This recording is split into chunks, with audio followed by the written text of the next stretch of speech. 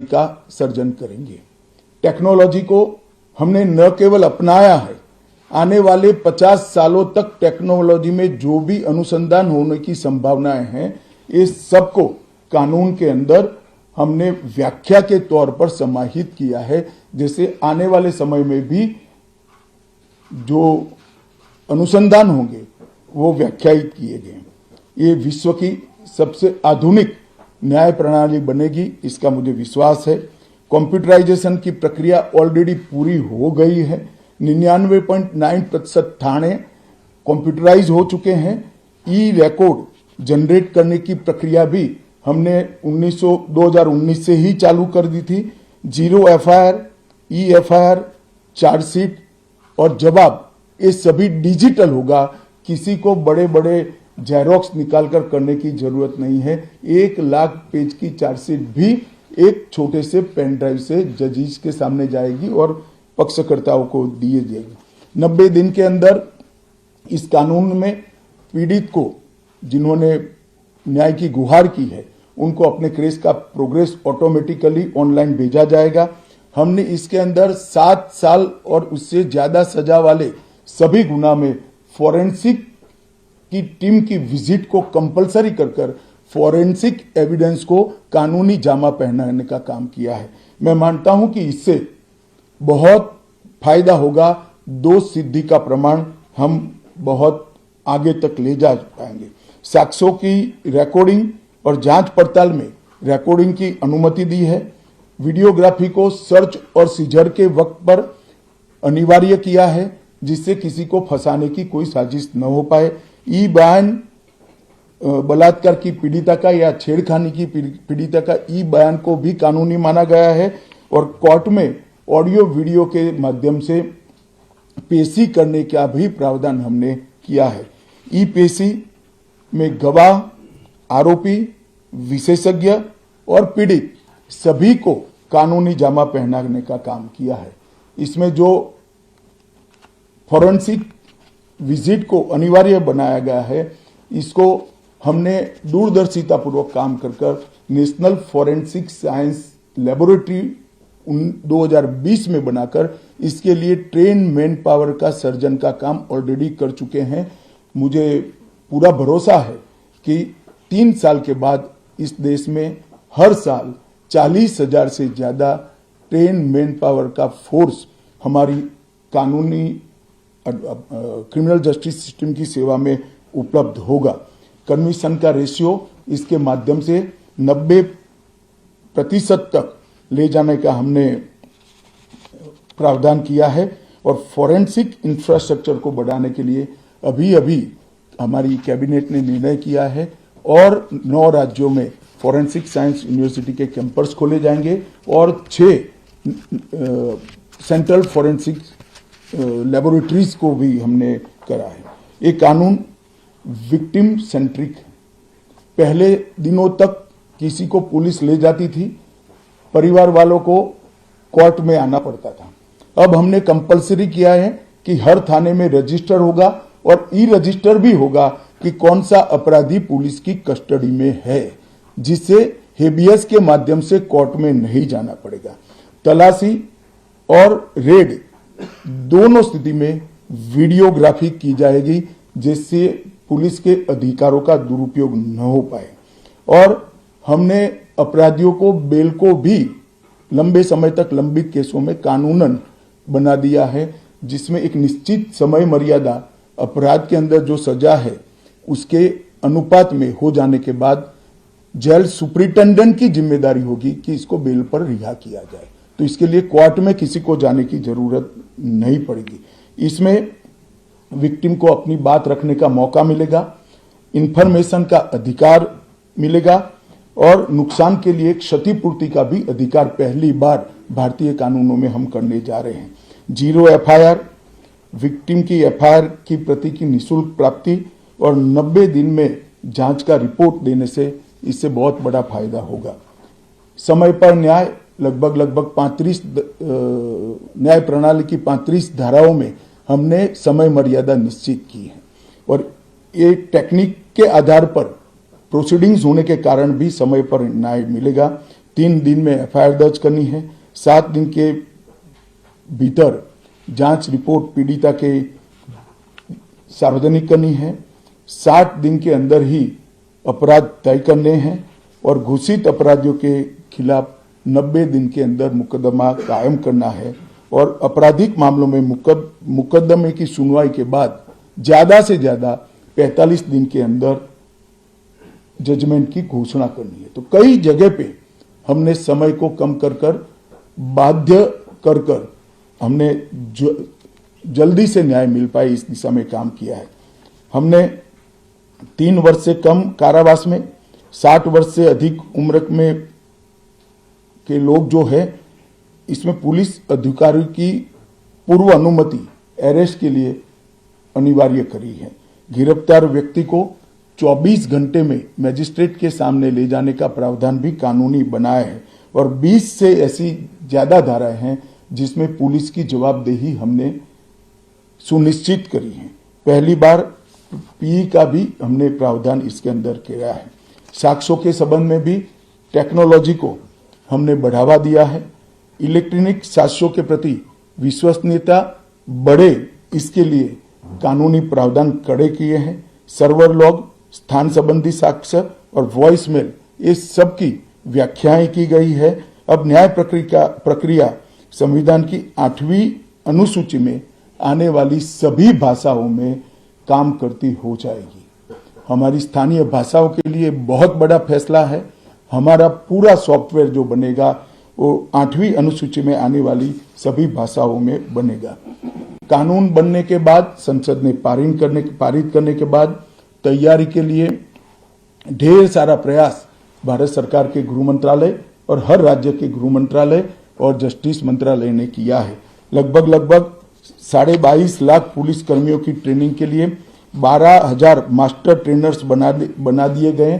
कई इंस्टीट्यूशन को अधिकृत किया गया और 23,992 मास्टर ट्रेनर अब तक ट्रेन हो चुके हैं।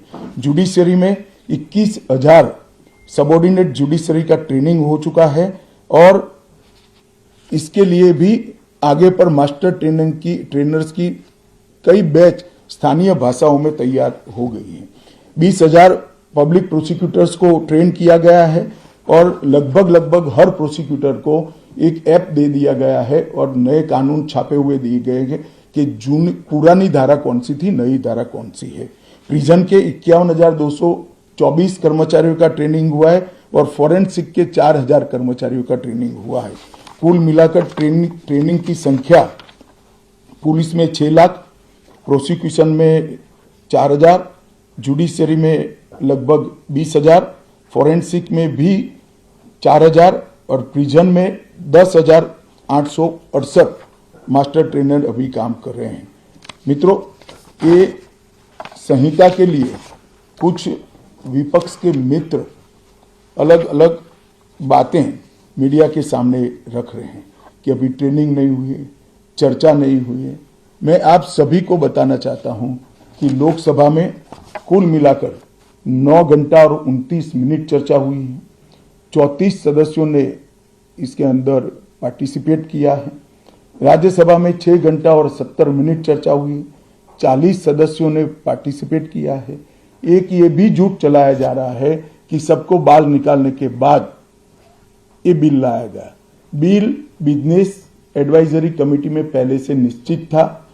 मेरा ये स्पष्ट मानना है कि 14 तारीख से ही विपक्ष ने सदन का बहिष्कार करने जैसी हरकतें करी थी और शायद वो हिस्सा लेना नहीं चाहते थे। और दोनों सदनों में 14 तारीख में लोकसभा में 96 और राज्यसभा में 46 सदस्यों ने ऐसी हरकतें की जिससे पीठासीन अधिकारी उनको बाहर करने के लिए मजबूर हो जाए। फिर भी एक ऑप्शन था। ये बहुत बड़ा दूरगामी परिणाम लाने वाला कानून था। वो एक कानून के लिए स्पेशल अंदर आकर चर्चा में अपना मत रख सकते थे। इसके पहले भी मैंने 2020 में सभी सांसदों को पत्र लिखकर उनके सुझाव मांगे थे। सभी मुख्यमंत्रियों को पत्र लिखकर उनके सुझाव मांगे थे।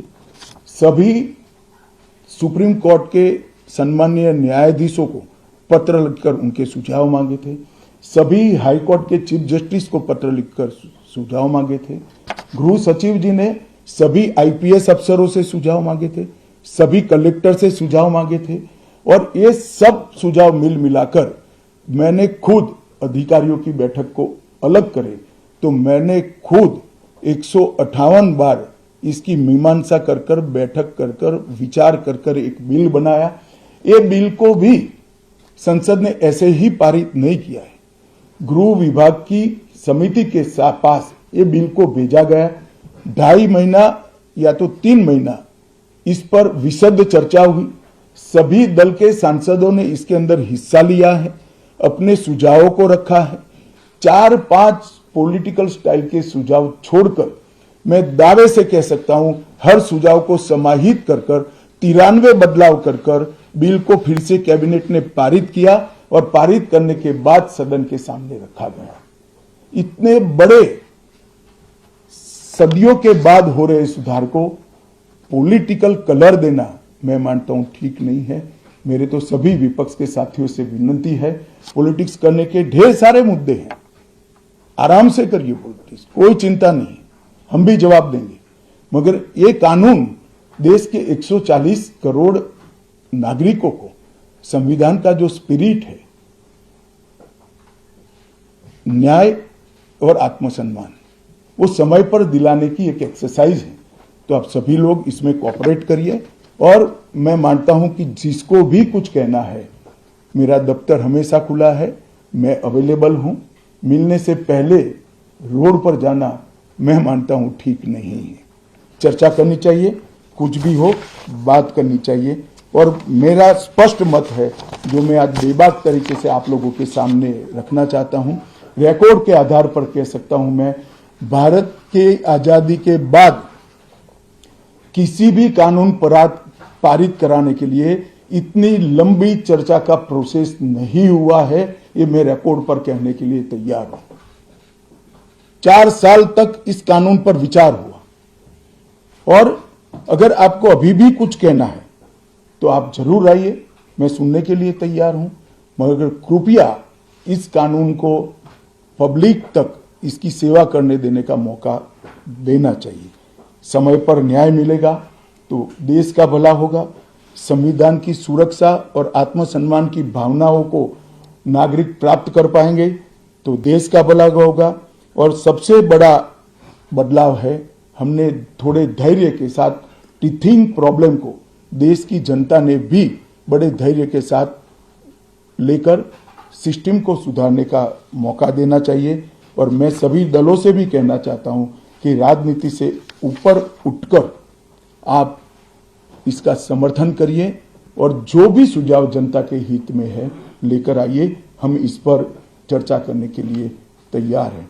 आप लोगों के मन में कोई बात है तो आप जरूर पूछ सकते हैं। सर, मैं नीरज पांडे हूं, एबीपी न्यूज़ से। मेरा सवाल है सर, पहले के कानून में किसी भी आरोपी को जब गिरफ्तार किया जाता था तो 15 दिन के रिमांड की व्यवस्था थी। अभी जो नया कानून है उसमें गिरफ्तारी के 60 दिनों तक कभी भी या तो एक साथ या हिस्सों में बुलाकर रिमांड में लिया जा सकता है। इससे फायदा क्या होगा? नहीं, मैं आपको समझाता हूं। ये भ्रांति फैलाई गई है कि रिमांड का समय बढ़ाया गया है। मैं स्पष्ट कर देना चाहता हूं कि नए कानूनों के तहत, बीएनएस के तहत रिमांड का समय 15 दिन का ही है। मैं आप लोगों के सामने डिटेल में बताना चाहता हूं, आरोपी को आज पुलिस ने कस्टडी में लिया। ਸੋ ਕੇਂਦਰੀ ਗ੍ਰਹਿ ਮੰਤਰੀ ਅਮਿਤ ਸ਼ਾਹ ਦੇ ਵੱਲੋਂ 3 ਨਵੇਂ ਅਪਰਾਧਿਕ ਕਾਨੂੰਨਾਂ ਨੂੰ ਲੈ ਕੇ ਵਿਸਥਾਰ ਦੇ ਨਾਲ ਗੱਲਬਾਤ ਕੀਤੀ ਗਈ ਹੈ। ਇਸ ਦੇ ਨਾਲ ਵਿਰੋਧੀ ਧਿਰਾਂ ਨੂੰ ਜਵਾਬ ਵੀ ਦਿੱਤਾ ਗਿਆ ਹੈ ਕਿਉਂਕਿ ਵਿਰੋਧੀ ਧਿਰ ਲਗਾਤਾਰ ਕਹਿ ਰਹੇ ਨੇ ਕਿ ਬਿਨਾਂ ਚਰਚਾ ਕੀਤੇ ਕਾਨੂੰਨ ਪਾਸ ਕੀਤੇ ਗਏ ਨੇ। ਇਸ ਦੇ ਨਾਲ ਹੀ ਬੁਲੇਟਿਨ 'ਚ ਇੰਨਾ ਹੀ। ਦਿਓ ਇਜਾਜ਼ਤ, ਧੰਨਵਾਦ।